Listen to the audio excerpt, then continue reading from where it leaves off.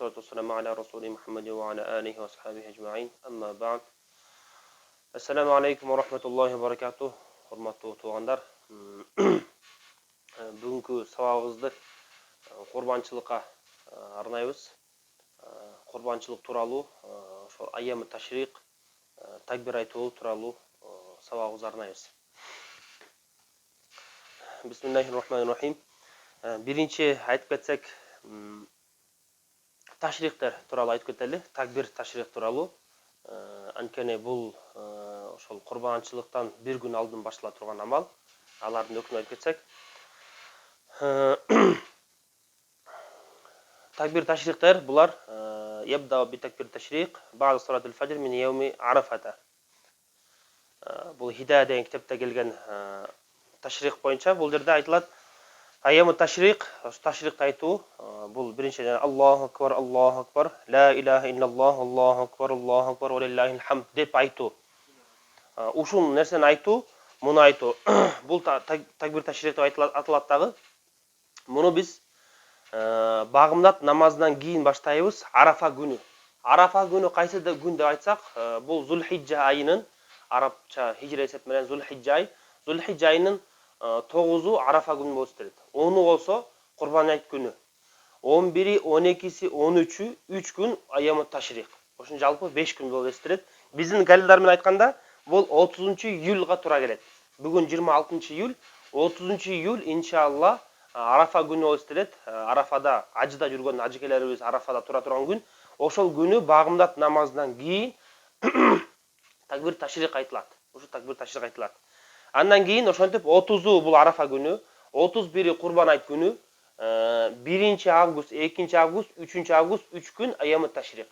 Ошол 3-август ошол күнү аср намазына кийин акыркы айямы ташриқ, ошол акыркы айямы ташриқ болуп эстелет дагы, аср намазынан кийин акыркы такбир айтылат. Андан кийин анан бул такбир айтылбай токтолуп калат. Эми бул сөздүн айтып кетсек, эмне себептен айямы ташриқ деп аталып калган десе, бул жерде китепте айтылыптыр. Мабсутта келген мааниси Шамсул Айим рахматуллахи алейхи айткан сөзү бар экен. Бул неге ушу айямы ташриқ деп аталып калат десе, анткени шарқ, ташриқ деген сөздөн алынат араб тилинен. Шарктын мааниси бул кургатуу деген мааниде. Эмне себептен ошол ташриқ деп аталып калды? Анткени курбанчылыкка союла турган эт ошол күнү Минада жайылып, анан күнгө какталып, сүрсүтүлөт, күнгө кургатылат. Ошол себептен бул ошол айямы ташриқ деп ошол 3 күн аталып калды деп уламалар айтышат. Ошондой эле дагы айтып кетсек, бул такбирде айтыла турган сөздөр Аллаху акбар, ла илаха иллаллаху, Аллаху акбар, ва лиллахил хамд. Ушул такбир айтабыз. Эми мунун каяктан биринчи айтылган, ким биринчи айткан деген сөзгө биз кайрылсак, окуясы мындай деп айтылат экен. Мабсут деген китепте айтылыптыр, бул окуясы эң биринчи муну айткан Ибрахим алейхиссалам. Ибрахим алейхиссаламдын доорунда Алла Таала Азирети Ибрахим алейхиссаламга өкүм бергенде, сен балаңды курбанчылыкка алып келгин деп. Ошо курбанчылыкка даярданып жатып, Азирети Жабраил алейхиссалам бияка келет дагы, асмандан өтө тез учуп келет дагы. Ибрахим алейхиссалам шашып баласын союп койбосун деп, анан ал болсо бейиштен кочкорду алып келаткан болчу. Азирети Жабраил алейхиссалам.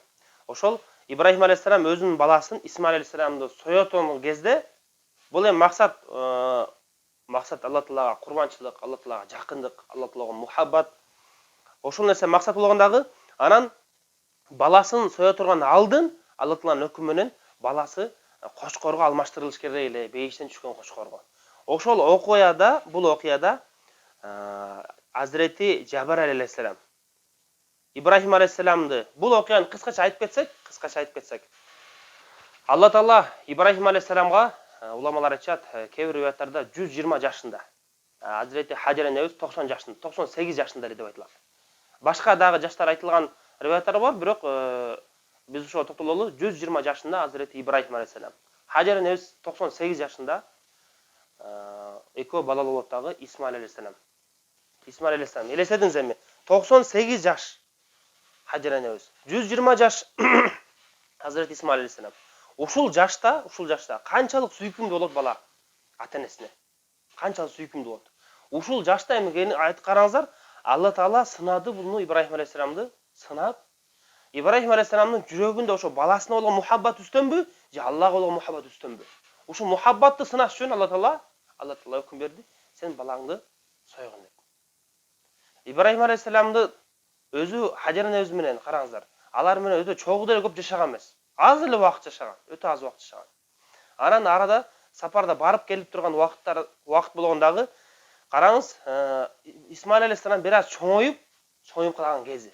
Ошол чоңоюп калган кезде караңыздар, бир аз чоңоюп калган эле. Ибрахим алейхисалам алгы сапардан келип, анан жолугуп, Хажар энебиз жолугуп, балаңды даярдагын, мен аны конок алып барам деп, аны алып келет анан. Анан ошол жерден караңыздар, Хажар энебиз эми эч бир мындай кайшак айтып, сен өзү биз менен чогуу жашабасаң, келбесең, айдап жылда бир келсең, анда дагы мен баламды алып кетем деп алып кетип атсаң деген жок да. Анткени анын жүрөгүндө дин бар эле. Дин болгон түшүнүк болгон.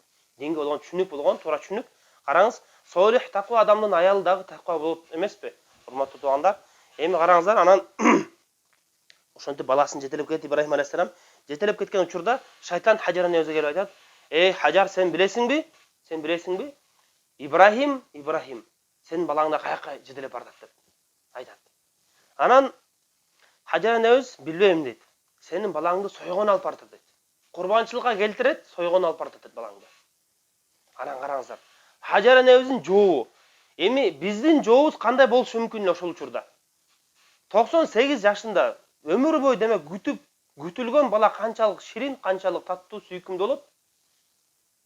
Бирок Алланын өкүмү, Алланын дини алардын жүрөгүндө жогору турган.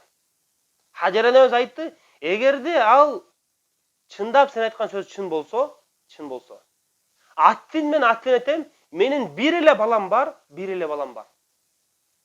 Миңдеген балам болгондо, мен баарын тең Алла үчүн курбанчылык кылганга даяр элем дейт. Караңыздар. Таква аялдын жообу ушундай. Алла үчүн өзүнүн баласын курбанчылыкка даяр болуп жатат. Баласын жөнөтөт ошентип. Шайтан үмүтүн үзгөн абалда кетет дагы, барып Азирет Исмаил алейхисаламга келет. Колунан жетелеп бардат да атасы Ибрахим алейхисалам. Колунан жетелеп барып, ага айтат: "Сен билесиңби, атаң сени аяка жетелеп бардат" дейт. "Сени курбанчылык кылат" дейт, "Сени соёт" дейт, "Сени муздаган алып бардат" дейт.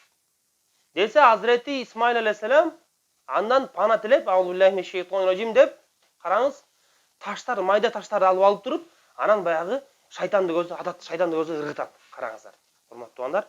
Анан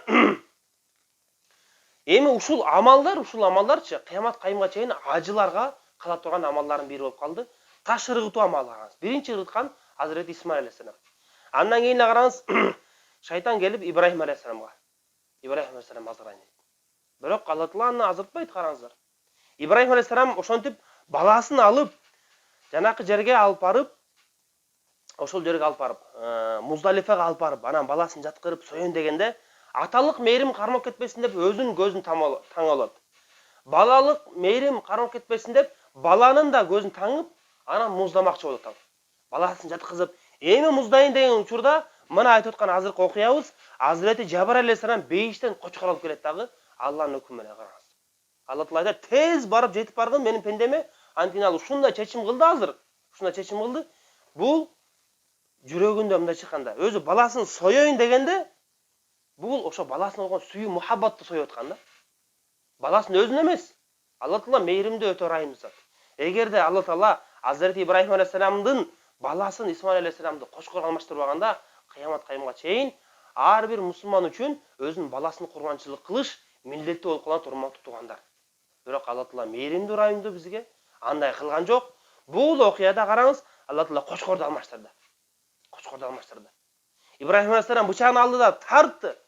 Муздадым деп ойлоду. Тарткан кезде, муз дагы бир тартты. Муздаган жок.